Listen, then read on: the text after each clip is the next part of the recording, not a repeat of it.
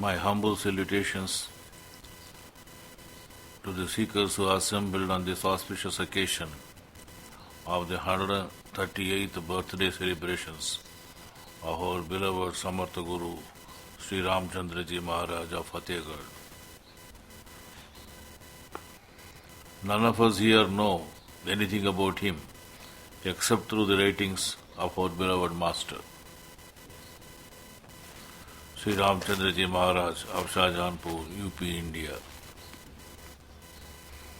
But that is only when we think of the exterior and the external factors. In our heart, however, the call of the Grand Master to reach him is heard by all of us incessantly. Recently I was contemplating on the words of our Master. My Master Samarth Guru Mahatma Sri Ramchandraji Maharaj of Fategarh, UP, India, has remodeled the yoga in a way that somehow you may come into contact with the divine speedily. Showers of Divine Grace, page 151. The word somehow used by the Master was intriguing. Further, the statement, the blissful time ushered by his advent, introduced a new era of spiritual awakening which promises a practical solution of the human problem of existence, added further confusion. At the time of the Advent, India was going through turmoil. Our Grand Master's own life was shattered due to the Nawabs and the Britishers. There was what is known as mutiny and also the world wars. I most humbly submit to you to kindly read the story of the life of revered Lalaji Maharaj. This was circulated yesterday. I could not think of any blissful condition ushered at that time of the Advent, and for that matter, in about 1.5 centuries since then. The time now is no better. All that comes to my mind is the bondages in which we were and we are. Earlier, others enslaved us, and now by option, we are getting enslaved to alien culture and civilization. As a cynic put it, India lost its independence after gaining freedom. Moreover, our wants and desires have swelled beyond measure, and we are not sure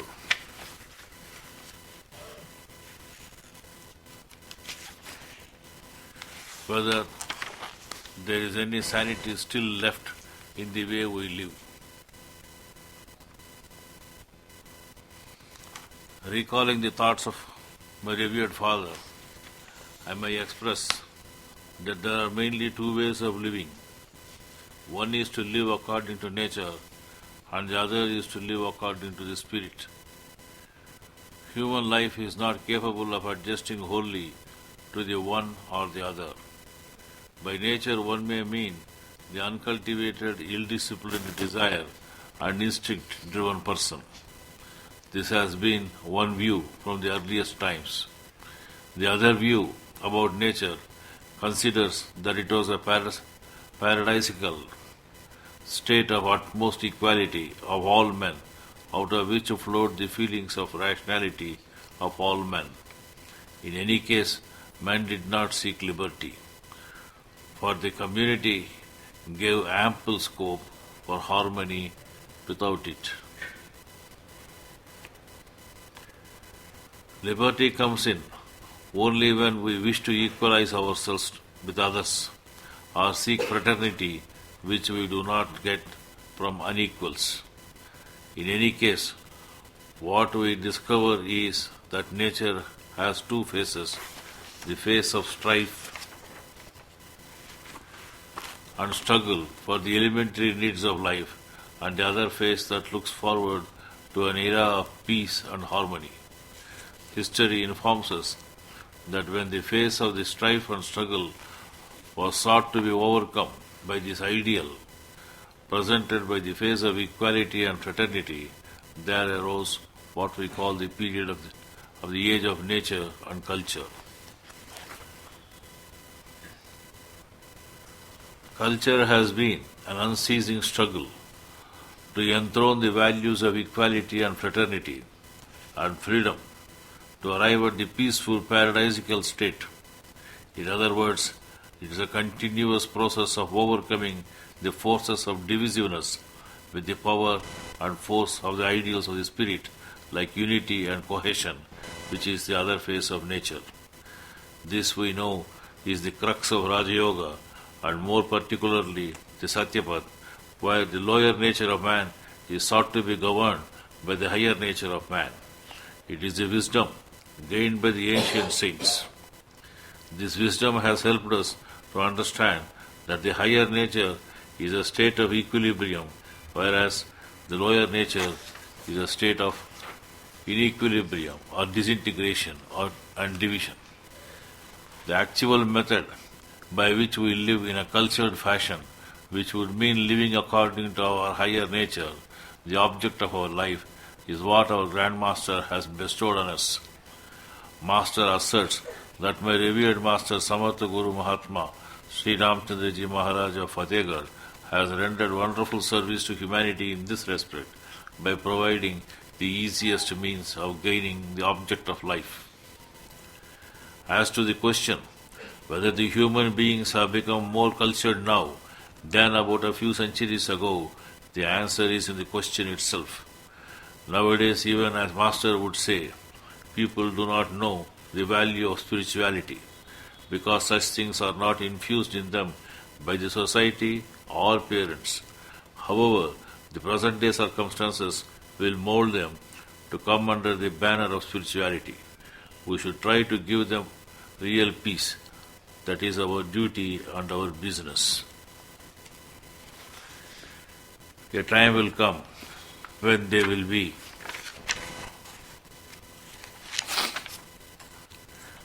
forced to come on the proper path by nature herself.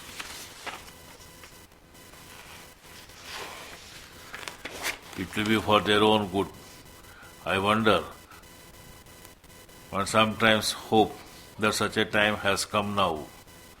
Seeing the happenings of the present day, I also wonder whether the rather abrasive statement of a revered father, men need not take another body to be brutes.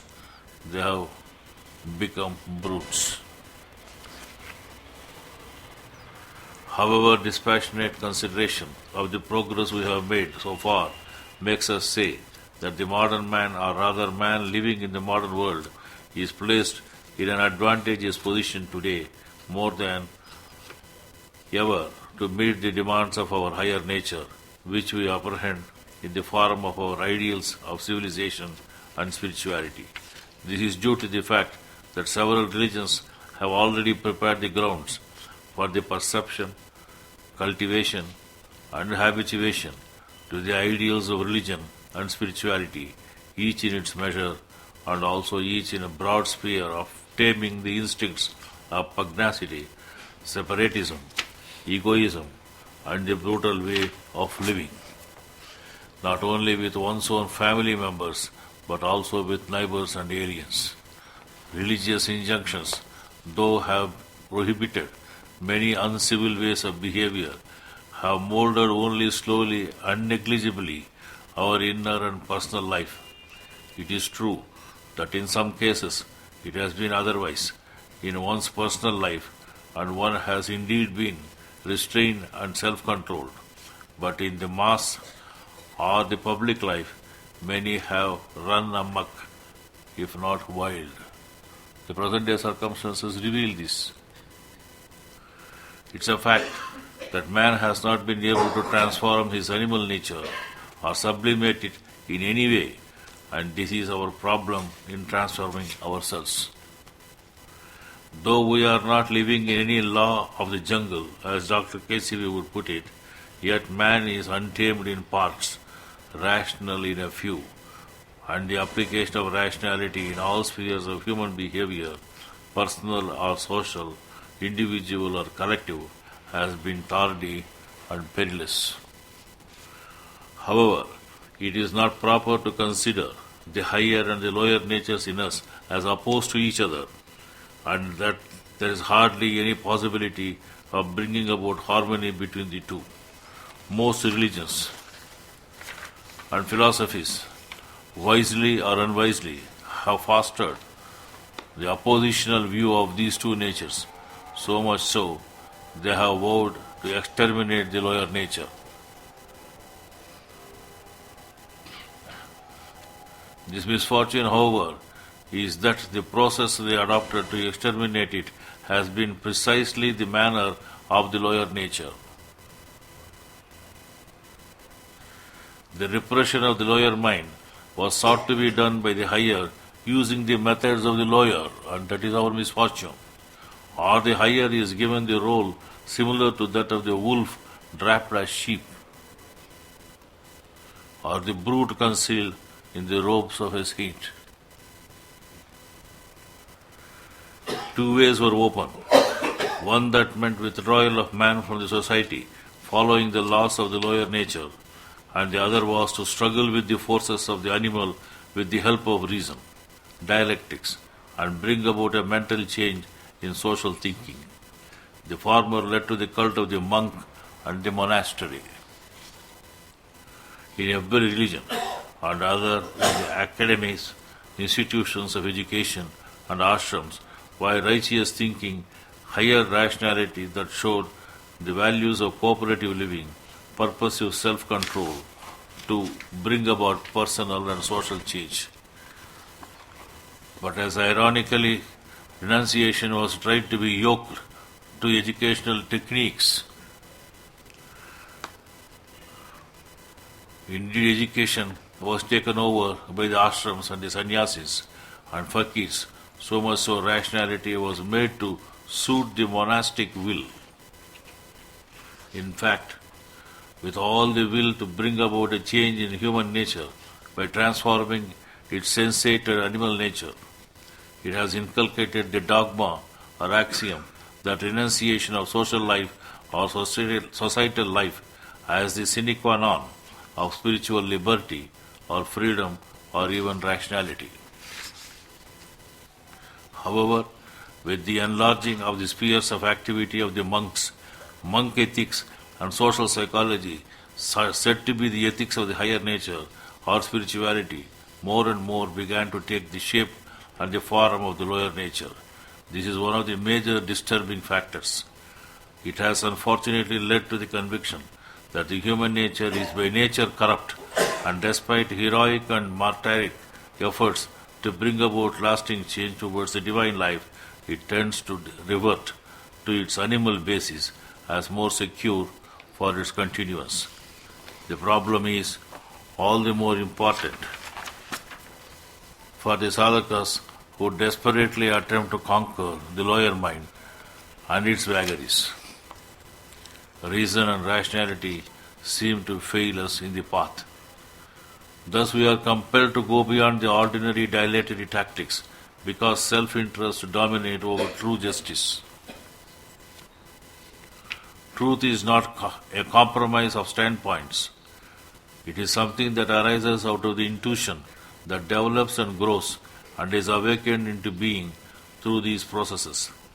However, human character demands a change of approach, of attitude towards its own well-being. When this becomes the habitual way, by being constantly chosen as such, despite gravest provocations, then we can conceive of a time when it could be universal. Thus, individual transformation is paramount to human transformation. The claim of the path of the Master is that through the process of Pranahuti, the tendencies of the lower mind can be controlled and modified. Many studies made by the ISRC have proved this point, and they should grant us the courage and wisdom to continue in the path with determination. In fact, modern man has quite a few choices. The Gandhian way of life dedicated to non-violence and reasoning, a total abjuration of the ways of violence which he designated as animal reversion. The Arvindonian way of the supramental transformation, which involves the bringing down of a superior mind or a supermind into almost every human being so that he begins to think and act in terms of the laws of the supermind or cosmic consciousness, a way of life as expounded by the Sri Ramakrishna Vivekananda order, taking up the service of humanity as the service of God in man. There are many more such paths, and new ones that are coming by the day, even as the mushrooms. However, in all these paths, the discovery of the soul of man or search for it has been an eternal one. It came to one person here and one person there in earlier times. But the problem is confronting everyone simultaneously now. Science has created its own problems. The scientific pragmatic age has produced astounding problems of knowledge and technology and has made an earlier appeal to God almost impossible. We are today either atheists or agnostics. Man has been made to feel that within him alone lies his salvation, whether there are gods or God. This dependence on oneself, on personal commitment to live rationally and peacefully with one's neighbors, with the minimum of needs fully attained, not at all impossible as he thinks it, is absolutely the one thing that the modern man cares for. The way of the life, according to science, forward-looking, pragmatic and growing, must be all sufficient to him. However, the limits of science are found in the human personality itself. The serious problems of post-life or after death, the conscience within that seems to throw a shadow of itself on the future afterlife. But these may be exceptional to some men at present. It was a very common problem or enigma in the past, in the lives of the monks and sannyasis. This science has not yet been able to solve, not to speak of undertaking to face. The world is too much with us. Death poses no problem, for it appears to be a solution to problems, not only regarding oneself, but also of others as well. Liquidation of opponents, even like the liquidation of unfits, would be, as it has been, a quick solution. This is surely a cynical solution. Spirituality and mysticism promises that men enter a greater life after death, and a more lovable world would be their new home.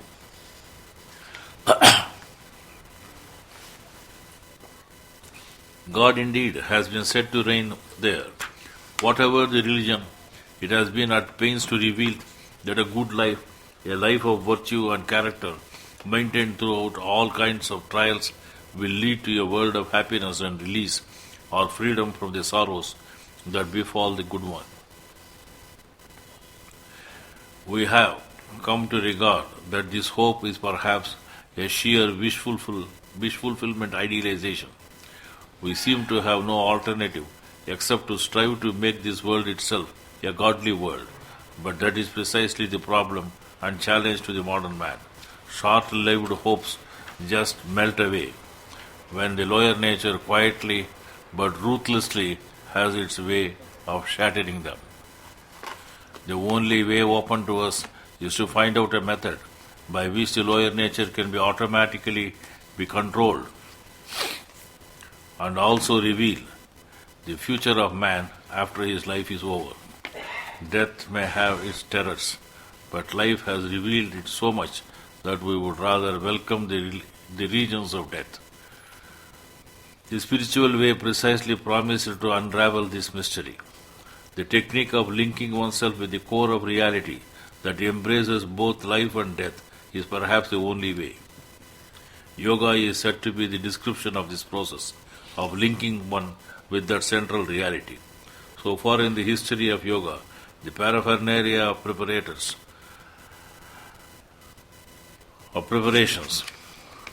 for this linking have been more ardently cared for than the actual linking itself. I repeat, so far in the history of yoga, the paraphernalia of preparations for this linking have been more ardently cared for than the actual linking itself. None of the so-called yogas or means of connection with God has actually brought about the same. Neither selfless works, nor deep thought processes, or intellections, nor mere devotion helped, nor have mere change of nomenclatures helped. Ritual mysticisms have not produced the results. The yoga at the time of the Advent, and perhaps even today, has been reduced to a theatrical operational method, so much so it has become the byword for self-hypnotisms or megalomaniacal behavior. All sorts of supranormal miraculous things are claimed for it. This has been rather unfortunate for yoga. A way of union with the ultimate reality, discarding all these paraphernalia or miracle mongering or claims will have better chance of bringing about a change of real attitudes or of consciousness itself. This is precisely what the new method of Raja Yoga of our Grand Master Sri Ramchandraji of Fategarh has done. The process is scientific, verifiable, easy and simple. It is the special method by which the divine consciousness or ultimate thought force is transmitted into the heart of the seeker after union that produces the illumination of both the here and the hereafter. This is the transmission of the supreme or ultimate consciousness, which is presumed to be the primal cause. This transcendental thought force called prana or life itself is capable of bringing about the proper molding of the lower nature in terms of its own nature, which is the highest, and thus confers on the human organism, inclusive of the senses and the mind, a peace and calm. This sentence deserves to be repeated. The transcendental thought force called prana or life itself is capable of bringing about the proper molding of the lower nature in terms of the lower nature, not in terms of the higher one, which is the highest, and thus confers on the human organism, inclusive of the senses and the mind, a peace and calm. The goal is not just a kind of thoughtlessness or a feeling of void or nothingness, but the experience of real being beyond thought itself, individual, cosmic, and even supracosmic. Once the human organism is made responsive to this inner deep and fundamental real being by the introduction or ingression of the ultimate, then they become responsive slowly but surely to the reality which has been uniformly experienced as the peace that passeth understanding. The ultimate being does not refute science or matter, but makes it the vehicle for its own supreme functions, which are of the highest nature: peace, reality, harmony, and efficiency that needs to bring down the return of the gross condition. This is a method without dogma or ritual, and pure and simple spirituality that does refute matter, but it's neither form. Since our beloved Master Babuji Maharaj has started the propagation of this system through all means available, it now stands proved by the various studies of the ISRC has done and continues to do that this could be done with all human beings who feel the call of the higher nature and train themselves with the help of the persons who know this art of bringing down or introducing this highest spirit into their hearts.